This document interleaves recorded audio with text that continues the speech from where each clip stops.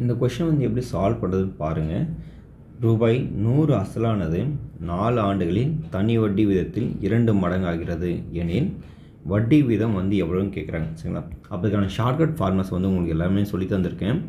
NR = x - 1 × 100. இதுதான் shortcut formulas.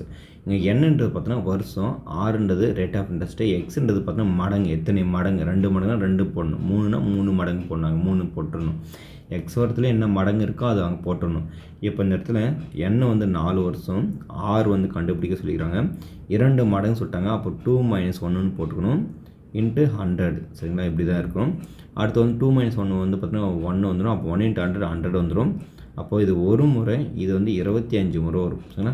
அப்போ 25 × 1 பார்த்தோன்னா நம்மளுக்கு என்ன கிடைக்கும்? ஸோ 25% கிடைக்கும். ரொம்ப எளிமையான கொஷின் தான். சரிங்களா? ரொம்ப எளிமையான கொஷின் தான் இதில் கேட்டிருக்காங்க. இதே மாதிரி பார்த்தோன்னா ஒரு 10 கொஷினை வந்து நான் சால்வ் பண்ணி கொடுத்துருக்கேன்.